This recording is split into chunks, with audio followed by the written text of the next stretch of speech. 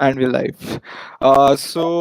Good evening to all the viewers that have joined us. Welcome to Z.Talks. And this is our second episode in our Cybersecurity Week. We have with us Colonel Inderjeet Singh. Thanks a lot for sparing your time and coming to share your thoughts about this topic. Thank So, you. I would like to start with something, a bit of a continuation from the last time. So, Mr. Vinod came up here and he made one point that today if I have my mobile phone in my hand and if I leave and after some time when I come back I don't see my mobile phone, I would know that someone has access to my personal information, to my privacy, and that'll be a threat to me. But what's even worse that I have my phone in my hand, but I don't know about the fact that someone else has access to my privacy, to all the documents that are present on my mobile phone, and that's something that's even more dangerous. So coming today to there's so many more devices that are coming up in the internet of things, like we have Alexa, and all those cars that are coming up, which are also IoT enabled. So think about a day when you go up to your car and you want to drive up to your office, and someone has hacked into your car and you can't open it anymore, and you have to give about 100 or 1,000 rupees to open your car. So moving towards that kind of a world where in IoT devices and things like these, if these also can be compromised, it's going to be a big problem in the future. And Colonel Inderjeet Singh has an experience with cybersecurity, with IoT, with blockchain, and some other emerging technologies that are coming up today. So, first of all, sir, can you just give our viewers a brief introduction about what you are doing and your experience in this field and how you came up to this field?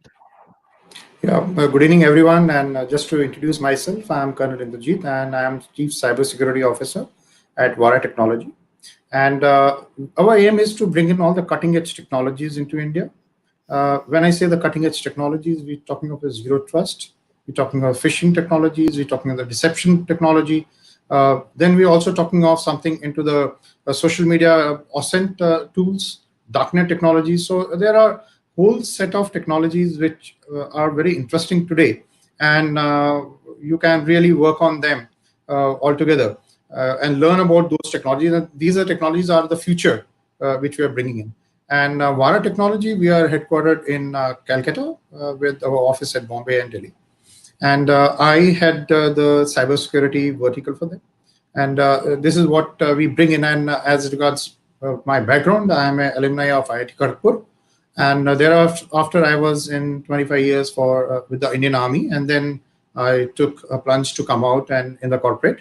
And today I'm there with you. So it's a pleasure being with you today. That Great. Also, yesterday we had day before yesterday we had Vikram sir, who was also in the defenses before going on to cybersecurity. So I also wanted to ask you this question. I asked him as well that how easy or difficult was it to move from the physical defenses to cybersecurity and the cyber Okay. defenses? You know what it was, because I was born into IT.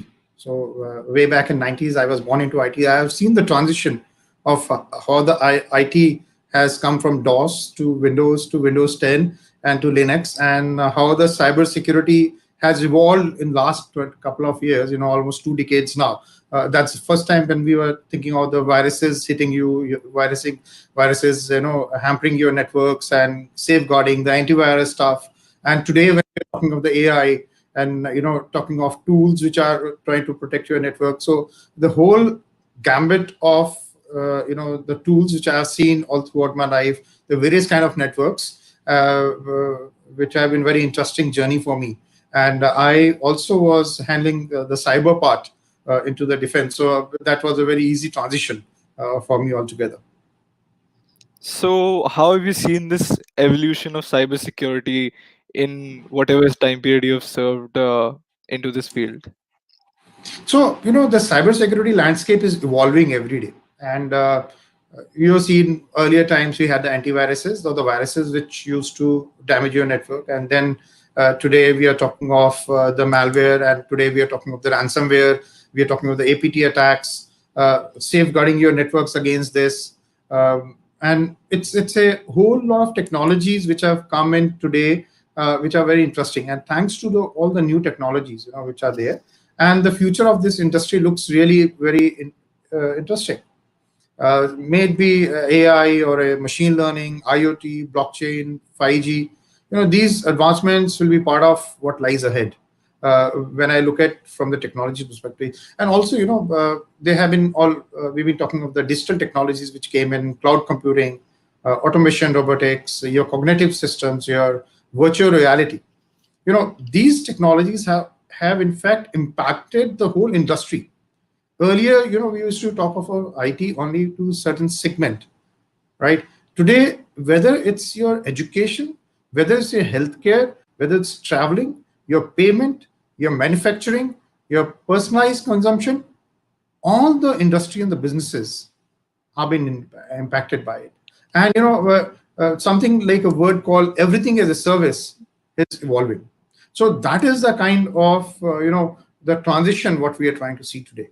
And in years to come, especially with the COVID-19 today, what we are encountering, the complete game is going to change. The way we are doing business is going to be a new normal, right? It's not going to be the way what used to do 21 days back.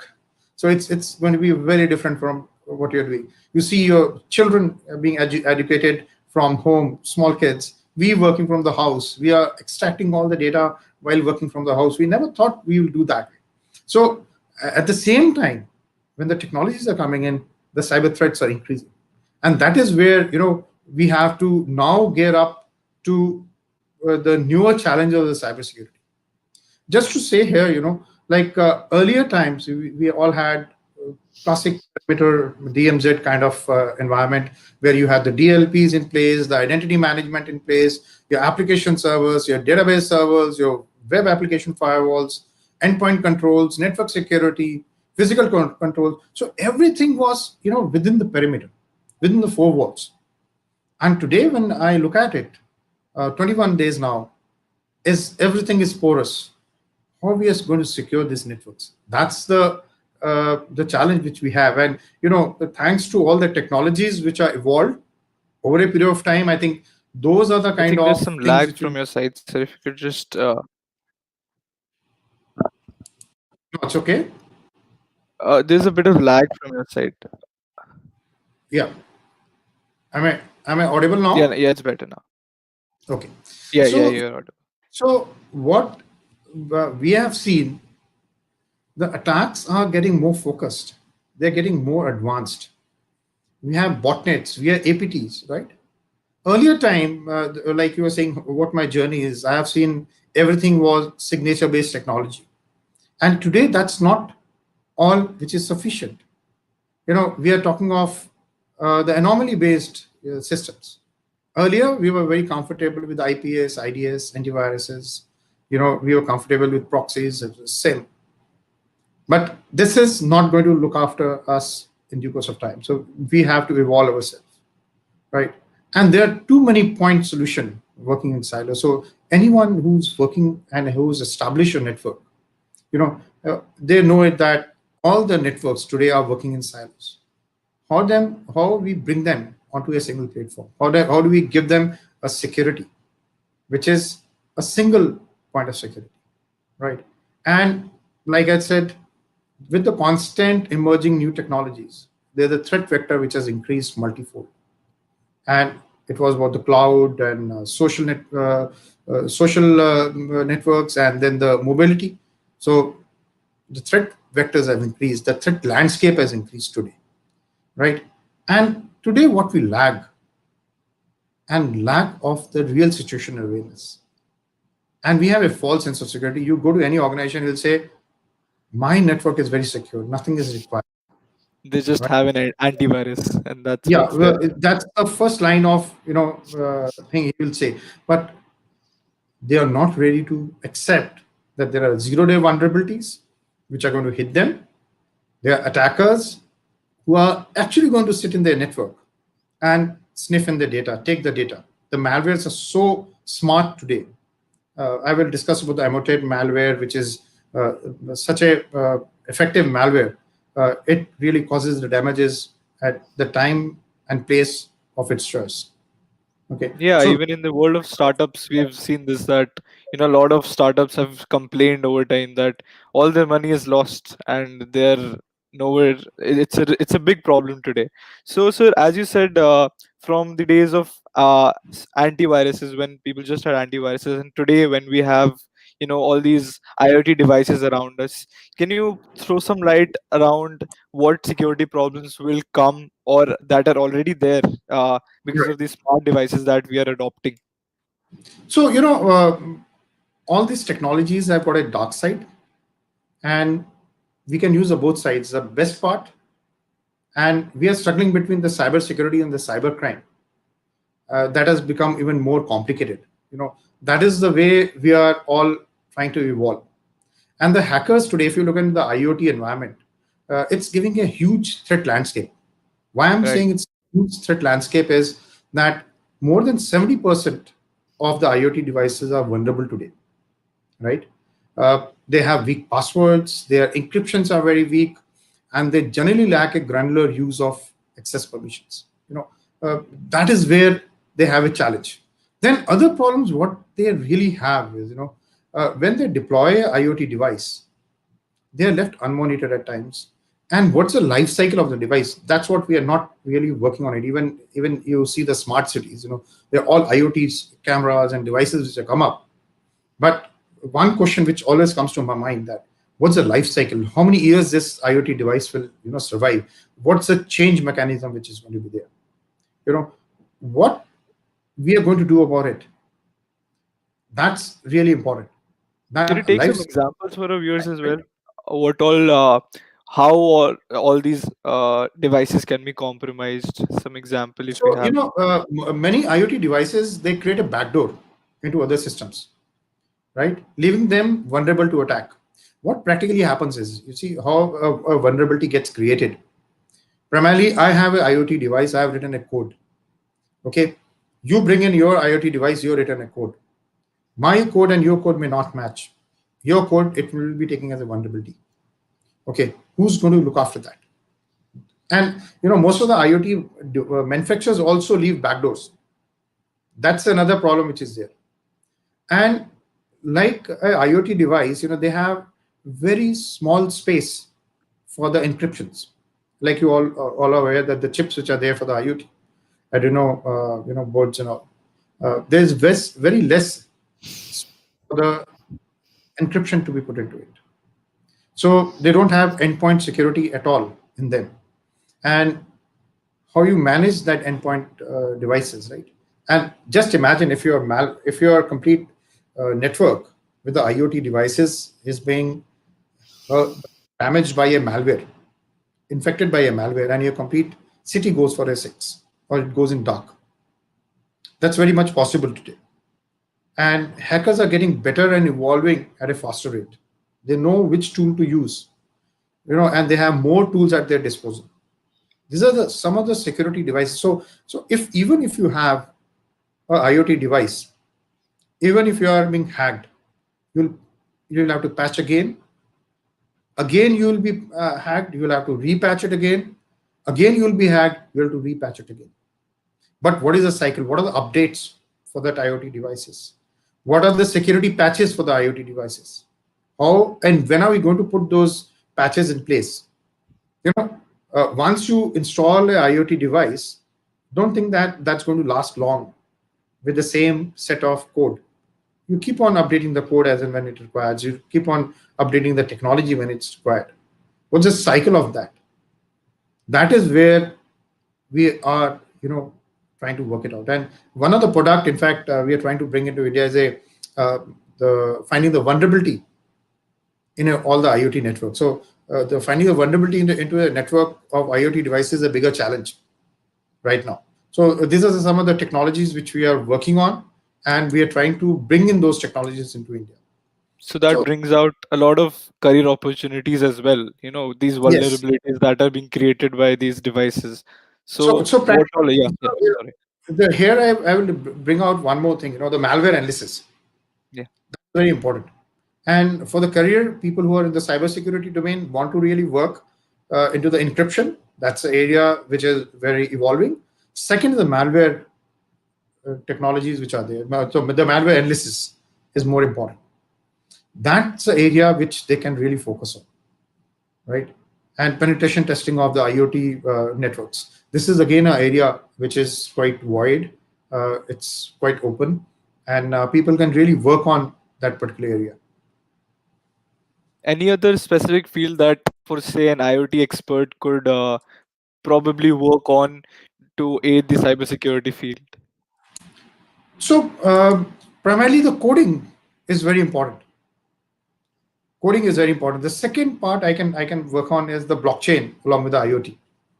Okay, like for example, if you have an IoT network and you have authenticated all the devices, right?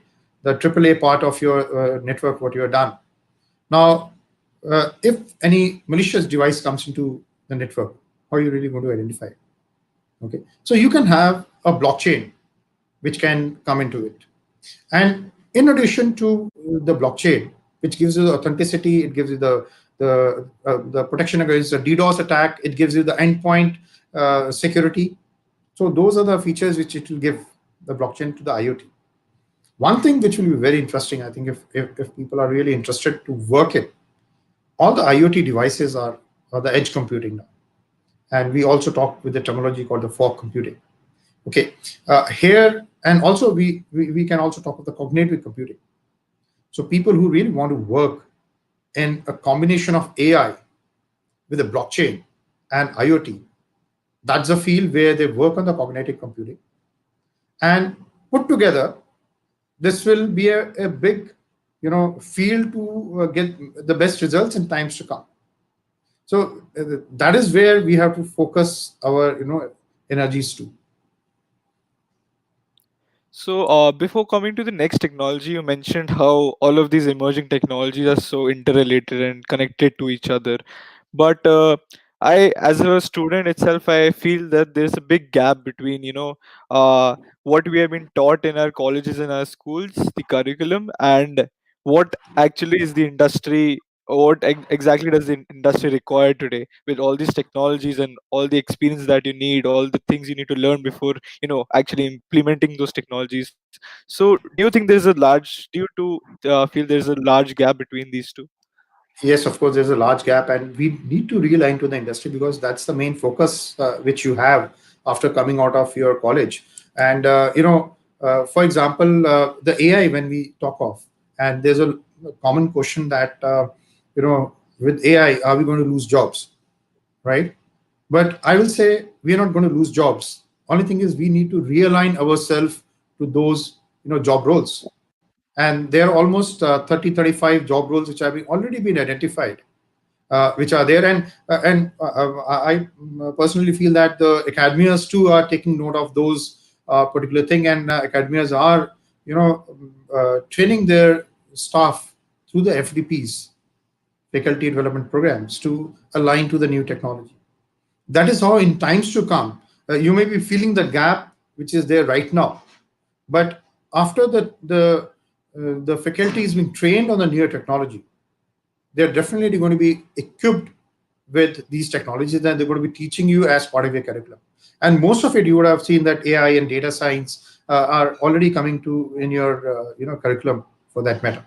So things are going to change. It's a matter of time, but definitely it's a right now. If I look at from your perspective, where you are looking in for a job at right now in 2020, you don't have the right skill set to get into a job for with that kind of thing.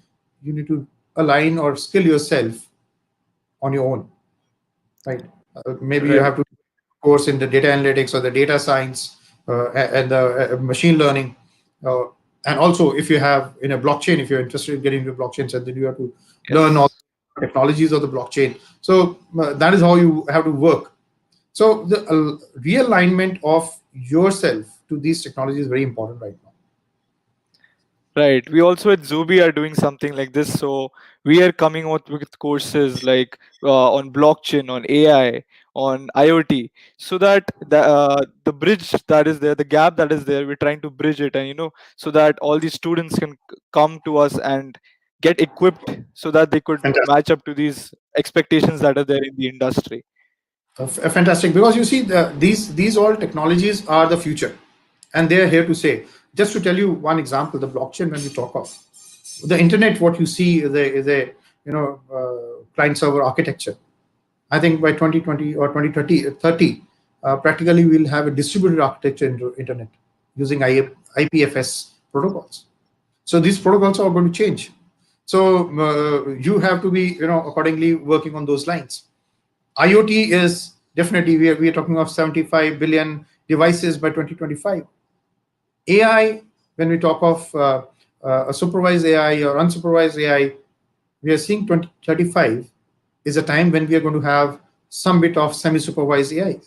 And there's so much of traction on all these fields altogether, right?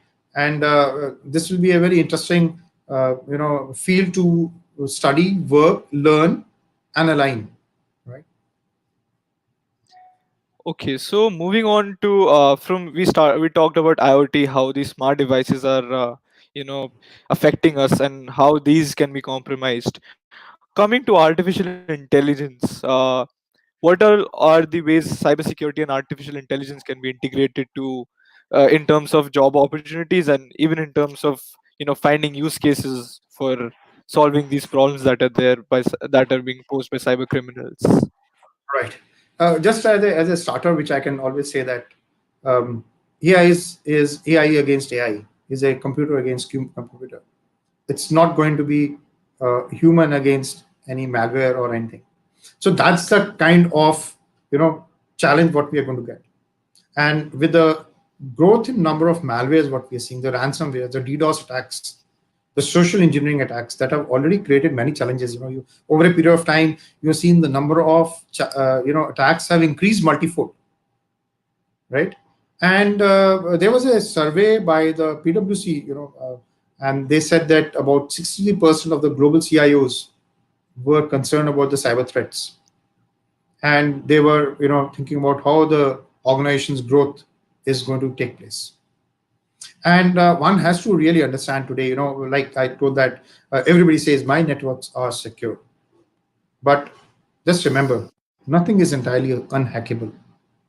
But there are some emerging technologies that can help, to navigate more malicious threat landscape. And that's the AI. Okay? If you look at, there was a classic example, the Facebook.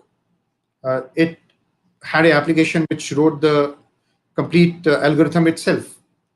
We are in that dangerous situation. Then there was a video which was floating in where a drone, which is AI powered drone, can use the facial recognition, right? Actually hit the target at the point, place, and the geolocation where it wants. AI powered. So you practically, will have lower dependence on the nuclear weapons than the AI powered weapons. So that's the challenge which we are all getting into now, right? And what if AI goes in wrong hands? And the hackers have already been using these technologies to circumvent.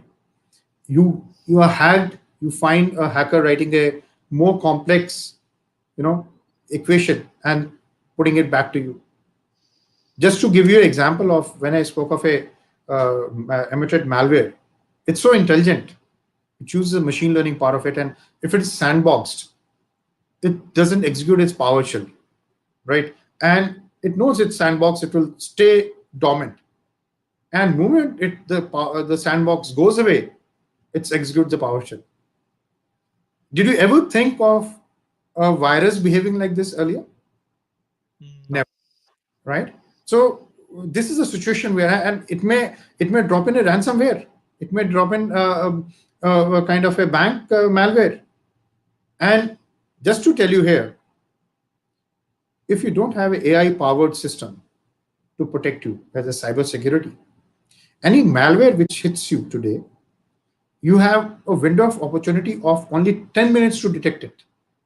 If you're Right. not detecting a malware within 10 minutes of its, it touched your network or your endpoint, it's almost going to be 200 plus days, to maybe 230, 40 days, maybe more, to even identify that kind of malware. But with the AI powered systems, AI powered tools, you can actually come over that. You can have a predictive analysis of your networks using the AI tools, and you can have a AI powered cyber security tools which can really protect you. So that's why when I told that it is AI versus AI, it's no more a malware or a virus versus a human, or a human versus human. It's a AI versus AI. That's the situation we are all in. Also, as you mentioned, predictive analysis, another analogy, if I could just add in, for those who didn't understand a lot of the technical things.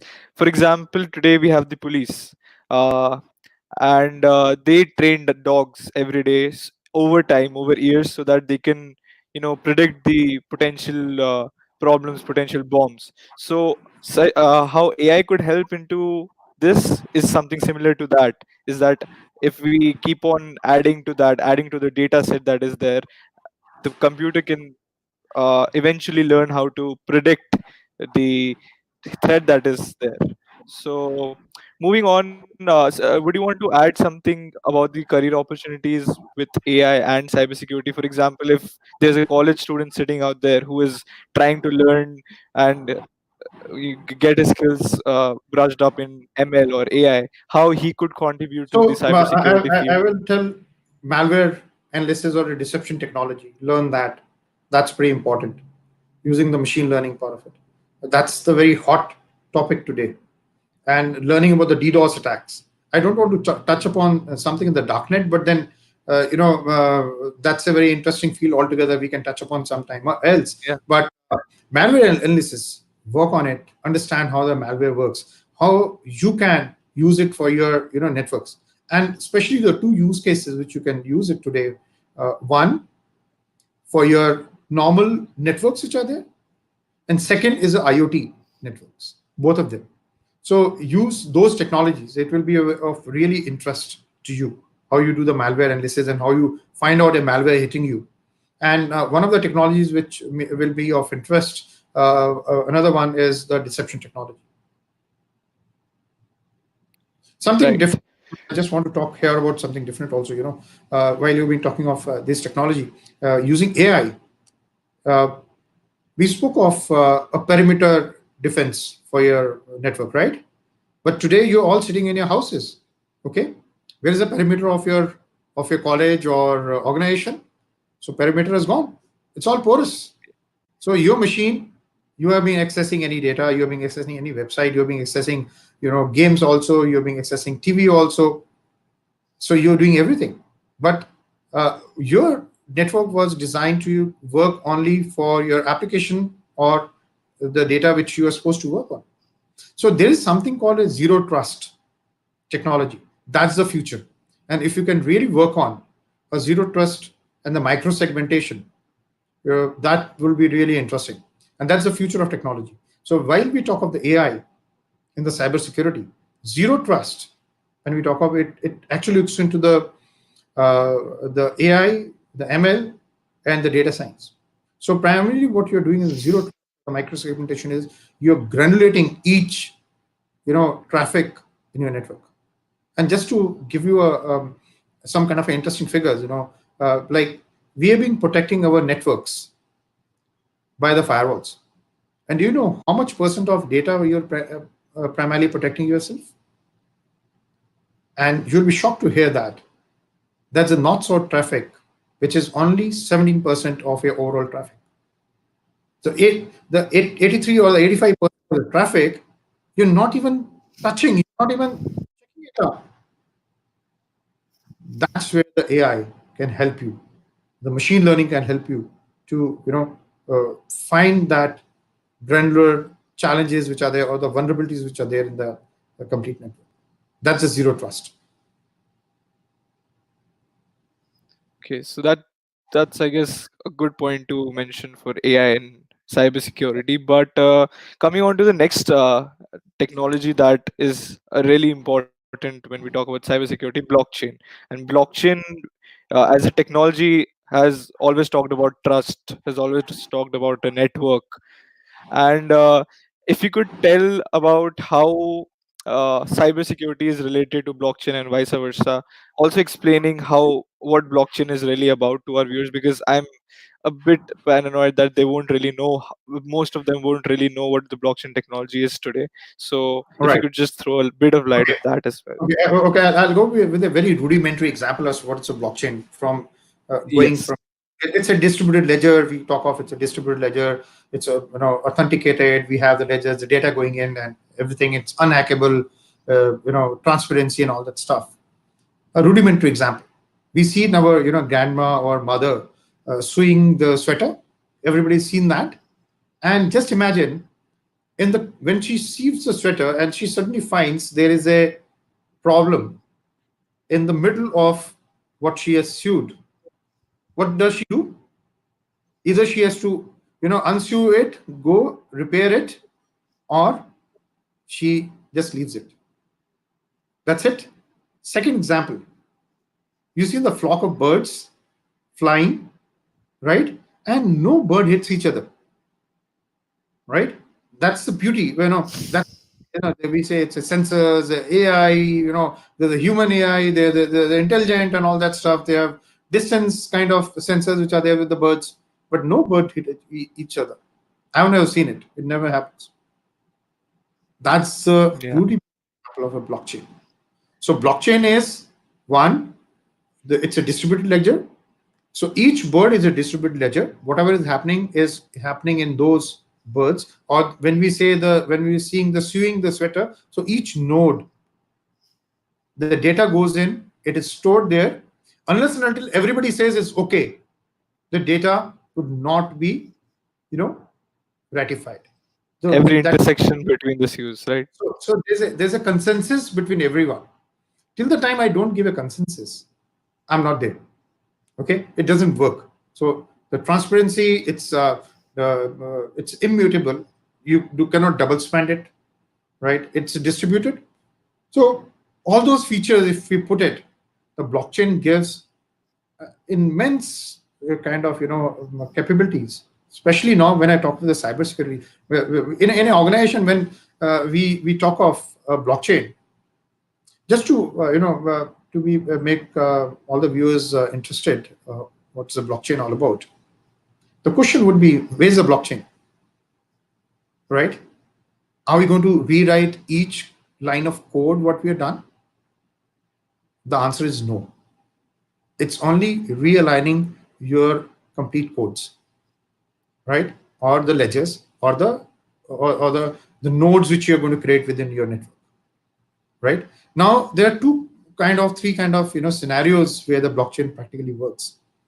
One is a open scenario which you're seeing. We have nodes all across the world today. Okay, and moment you do any transaction, it gets to all the nodes, it gets updated, it gets ratified, and after that, it takes a couple of minutes before it says this block is okay, and the block is built. Okay. Now, what happens if you're in an industry, if in an organization? How do you want your complete data to go out in open?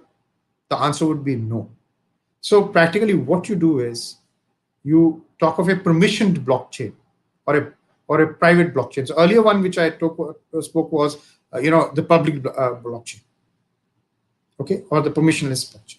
So you in an environment itself can have a permissioned blockchain, though it defies some of the rules. I'm not saying that it's 100% what I told earlier. It's the same thing, but it defies some of the rules. But it's a permissioned blockchain. Secondly, what you can do is you can have a blockchain as a service. So you may be having different kind of applications which are running.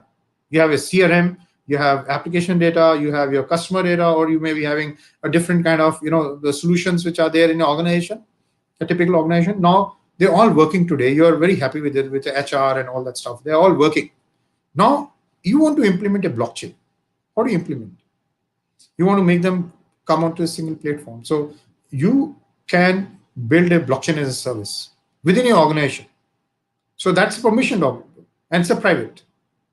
Okay. And the data doesn't go beyond the four walls of your network. So that gives the advantage to you. And the industries which are using it very effectively, one is the banking industry. You know, they have advantage. You say, for example, the SWIFT transactions, what we talk of, the international transactions which are there. You know, it takes time, and you have a chance of somebody getting into it. You can assure your SWIFT transactions. Other banking applications, your eKYC itself. Just for example, for example, you are going to a particular bank and you applied for a bank account. You already have a bank account. You're applying for a scooter loan or a car loan. The guy comes, does the KYC again. After some time, you want your personal loan. You have again a KYC done again. You buy a credit card from the same bank. You have your KYC again. Now I can implement a blockchain and put all these applications onto a single platform, and I will do only KYC once. So once you go, when you go to the bank next time, it doesn't make a difference. So I do the eKYC of yours from the existing data, because that is tamper proof. Nobody's fingering with that data. That's one of the examples which I give. Second area which is there is supply chain. And supply chain management is a bigger application of the blockchain, and it's very interesting as well. Like, say for example, you have the complete containers which are coming in from different countries through ships. Now it takes almost 2 months for that documentation to reach from one port to another, because that's a physical document, right? Now if I have a blockchain, my documentation comes within minutes, and the moment the container lands into a port, it's ready to be released. So that's the advantage what we are getting with the blockchain. But nevertheless, uh, blockchain can prevent variety of data breaches. It's taking care of a lot of cyber attacks. And to tell you here, it requires immense amount of power, and almost you need to control 51% of overall nodes to hack into the blockchain. So it's against the identity thefts, the cyber attacks.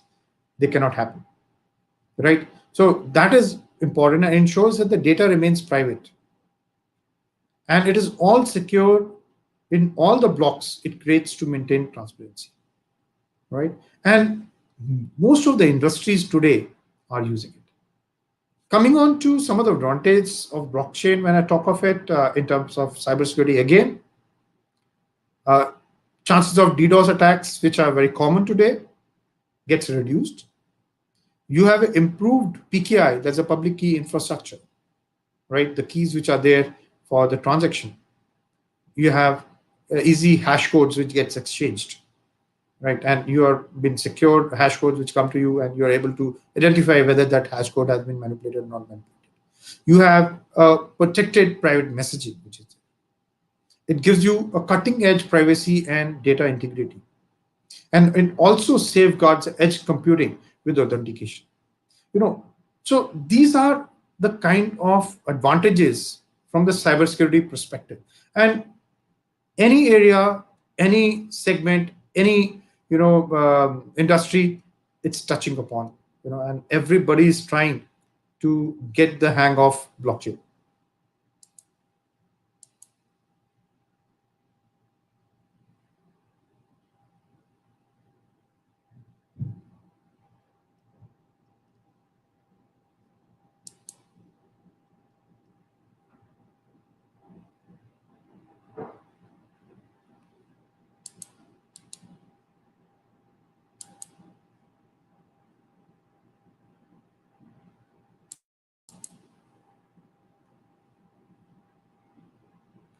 I'm not able to hear you, Karthik. Your voice is gone suddenly. Can you hear me now? Yeah, I can hear you now, please. Okay, sorry. So yeah, I was trying to ask a question at that point of time. I guess this was the problem. So Yeah. when you were talking about how data breaches could have been prevented if blockchain was used, and if we take the example of Yahoo, which there was a huge data breach a few years ago. So if blockchain would have been used at that point of time, it would have been a public blockchain. But people talk about scalability as a big problem in that case. So what are your views upon that? So I just touched upon the point of the permissioned blockchain within an environment Yeah. or a segment or an industry. So that would be the better way of working. And of course, Yahoo example, when we take off a blockchain, would have been there. It would have definitely uh, been a better edge from the data breach, right? Okay. So now moving on to something that is more current. A lot of problems have been faced by cybersecurity firms such as yours as well, I'm sure, and a lot of other problems during this time of a lockdown when there are problems such as phishing attacks that are increasing. Uh, People are using more and more of these video conferencing tools, and for example, if I would mention Zoom had a lot of problems in the Yeah. cybersecurity part of the system. So, would you like to throw a light on what all problems might come ahead, and how we could address the ones that are already there? Okay. Let me throw some figures at you. And to Yeah. tell you, most of the Android phones or the Android applications which are coming up today, uh, the hackers are trying to access data from your smartphone or encrypt device for ransomware. That is increased. And to tell you, an app called WHO itself had a app which came up, I think WHO healthcare or something like that, for the COVID. Okay. And that's the kind of attack which are happening. So you have a lot of phishing mails which are coming up. And to tell you one more, there are almost a creation of 1 lakh new COVID web domains, right? Which can be treated with suspicion over a period of time. Even though all may not be malicious, but then just see the huge number of uh, you know domains coming up. That's really surprising. Every day you're getting a mail or an application link or a SMS to open a kind of the SMS where you're being either phishing attack or a wishing attack or the smishing attack. So those are the things which are there. And coming on to the Zoom, so Zoom had a basic lacuna of their security, and the algorithm which creates the code, the Zoom ID, can be created by an algorithm. That was a pretty simple thing. And most of us, we don't use the passwords or the passcode while creating a Zoom link. And this was the one area which was the challenge. Second is they had the complete data going through China. So that was another second challenge which people are facing today. And all organizations are getting COVID-19 phishing mails. So that has increased phenomenally very high.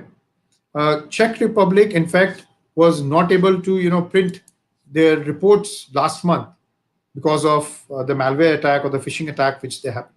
So we have to be very careful about these attacks now, right? And if we are very cautious about it, uh, because the hacker is very intelligent, he will lure you through to click on a malicious link, and tell you to download a rat on your device. And once you have that the remote administration tool on your device, you're gone for a six. So you will lose all your data, or he will ask you for a ransomware, right? So those are the challenges which are there. And here I will like to tell something about the SMEs or MSMEs who are there, you know, how they need to align themselves to this kind of threats. So at a strategic level, at a company level, where you're a CIO or a CISO, you have to think of your business continuity plan. So we have not thought of it earlier, that when we are working from home, the complete workforce is working from home, how we are going to have that. What's our risk management? What are the risks which are identified? How are we going to mitigate the risk in case it happens? We have to have a disaster recovery plan. If you are having all these phishing mails which are coming, because the data which is being accessed by the home users, now the work from home users, is a company data. So what happens if somebody is hacking into the data, taking away? We should also have the instant response plan. We should work on it, right? And we should think of a cyber resilience in case my network is jeopardized, in case my network is hacked. How fast I can stand back with my data, with my network, when we are all working from here. And this is a new normal, right? But at a tactical level, at the ground level, if I have to suggest, you know, we have to talk of the VPNs, we have to talk of the endpoint DLPs, which have to be put in. We have to have the remote access data policy, which should be in place, and we should give the access to the data to only the valid users.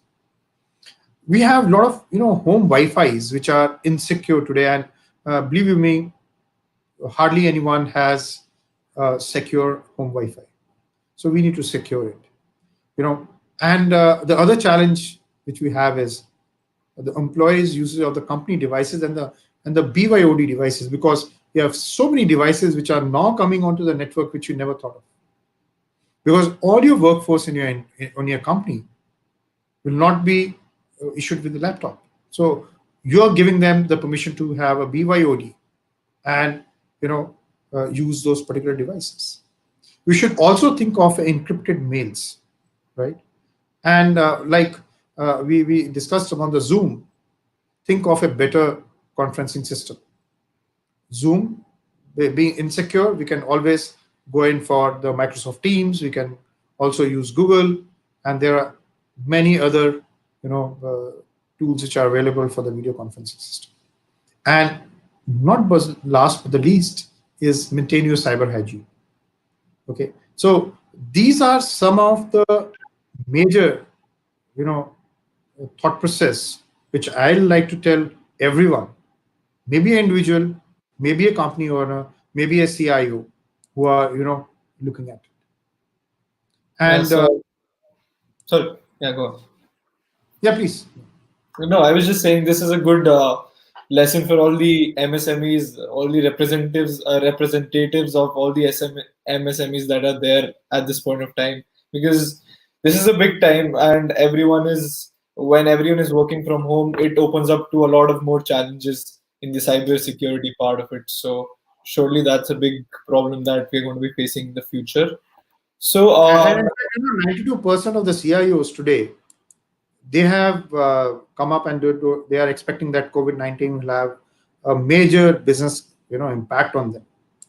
So every big company today is only talking of how to have the business continuity. perfect. So, if I may, sir, now we'd like to take some questions from the comment sections that were there. So, I'll just, what I'll do, you'll have a question on the screen, and then if you could help out, if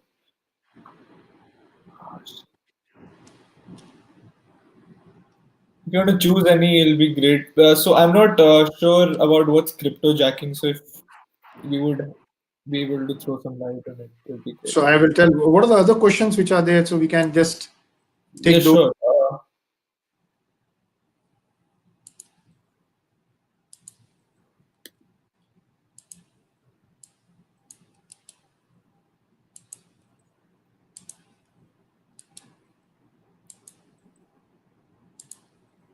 How about this one?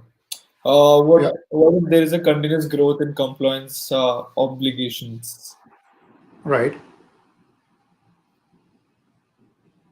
Okay, I don't think this is a complete question in I think itself. what is the continuous growth in compliance uh, obligation? What if there is a continuous growth?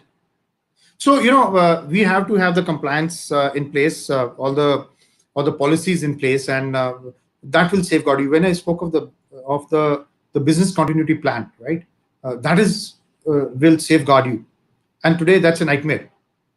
Okay, for most of the bigger companies, how to have the business continuity plan? Like you have the network which is porous today, right? You don't have a confined perimeter. How are you going to take care of those kind of things? Yeah. So the other point, which the crypto jacking is, if you remember, there was a app which came up in the Chrome itself, that you want to uh, have your computer, giving your power for the mining or the date or of the bitcoins. Yeah. So that particularly happens is, one is that you may agree to do that particular thing, and second is that if somebody adds a malware, or it injects a kind of a phishing mail, and you click on it, and you are inadvertently giving your computing power for the bitcoin mining. Because all the people today who are trying to mine, they have a pool of miners. Okay, there are, most of the pool of miners are the willing miners who are there. And uh, but what happens is, you require higher and higher power today, the hash rates, to mine a particular bitcoin. The number of bitcoins which are going up, the complexity of the algorithm is also gone up. So when your browser is being inadvertently being used for your mining, you're being cryptojacked. Okay, so you're giving your powers inadvertently to that hacker. Okay. So your question is, how cybersecurity is important for national security? Where do we stand in the world? So it's a very interesting question, Subhan. Yeah. National security, when we talk of, uh, I will talk it out in. I'll build up the context and then tell you. Uh, there are like 16 critical information infrastructure. Now, what are the 16 critical information infrastructure? Like your hospitals, like your nuclear power plants, like your banks, like your power grid, water grid, road networks. Okay, your other grids which are there. There are 16 in all, defense installations. Now, any of them, if you hack, say for example, I inject a malware, right? And I'm able to control, say, for example, the power grid. Now the complete city will go in dark, right? Now, that is the kind of threats we are living in today. So the classic warfare which is going to be there is the cyber warfare which will come up. And the cyber warfare is not on the borders. The cyberspace is porous. It's in cloud. So I don't know who's going to attack from where, whether it's going to come from the west or east, or it's coming from which direction. Now, if somebody brings my complete grid down, that's a point of national security, and it may happen in internet. You may don't be surprised in down south, a power grid is down, or I can the smart cities again. They're also part of the critical information infrastructure, right? Now, there's an organization called NCIPC. Okay, this is Yeah. the organization which looks into the security of all the critical information infrastructure. And in India, we have identified it. Uh, we had come up with a national cybersecurity policy in year 2013. Okay, and now we are going to come up with a newer policy in 2020, right? Which is going to be very effective, and a lot of thought process has gone in that particular paper, and it's going to come as a cybersecurity policy 2020, which is going to safeguard all your critical information infrastructure. You would have seen, some time back, there was a phishing attack on one of the nuclear power plants. Remember? Somewhere September, October, right? So well, that's the time, how do you safeguard that nuclear power plant? So critical information infrastructure strategy is actually going to safeguard you. Then the other thing which I'll just bring out, there's something called a CERT, CERT. Okay, so we have a Yeah. national CERT, okay, which is responsible for looking up any vulnerabilities which are happening, or the threats which are being there in the country. Now there are going to be a different, CERT which are going to come up. There's another CERT which is a power CERT. So it keeps on identifying all the vulnerabilities in all the power grids in the country, right? So it ensures that none of your power grid is vulnerable. They try to secure it. Okay, so that is where the national security comes into, and we are very good and very well poised as of now. So we are working very aggressively as a country towards the national security in safeguarding all the critical information infrastructure. Yeah. Right. So, a question I also wanted to end with, and incidentally, someone has asked a similar question. So, Yogesh Agarwal asks, how do you think blockchain, AI, and cybersecurity can go hand in hand in the future? I Yeah, would, yeah, perfectly. I would also Yeah. want to add.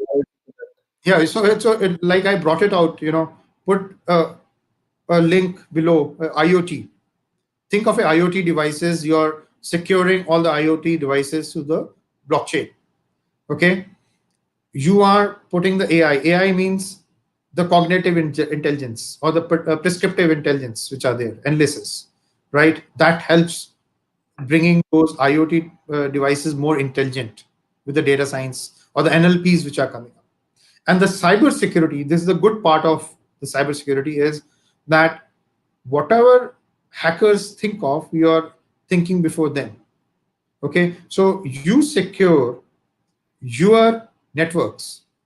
By earlier time, we used to talk of something called a signature based attacks. Remember? Okay, now this the AI based cybersecurity is more with the anomaly based. So it's going to look into your network anomaly, your user anomaly, user behavior, your port anomaly. So all those anomalies will actually help you tell that your network is going to be hacked or not hacked. And something more is a new technology called UEBA. It's a user and event behavior analysis. So this is a kind of machine learning which is being used for the cybersecurity of monitoring your users within the network and also the outside the network, right? So, one concluding question I really wanted to ask. You talked about how all of these can go hand in hand, but as a college student who might be sitting somewhere and thinking, which direction should I go in? There's so many opportunities in hand, and what message would you want to give that student? What should one focus on primarily? So to focus on the job skills which I told you. If you're interested in cybersecurity, use that. If you're interested in data science, go in for that. And data science with cybersecurity is a very interesting proposition. Also, blockchain with cybersecurity is another interesting proposition.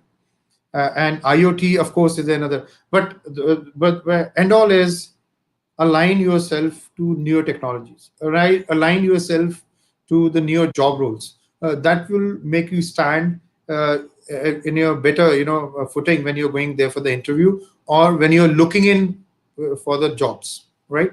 You will be the first guy to be accepted if you're going in for the newer job roles. That's what is so important for you all to take care of, because you already brought out your academia is not tuned to the industry. There's a gap. So the job roles which are already been identified, work on that. So there's a list which is available. I can share the list with you guys. Work on the disruptive technology. And one more thing, because you all are from the technology background, right? There's a Gartner study which is there of all the emerging technology or the disruptive technology.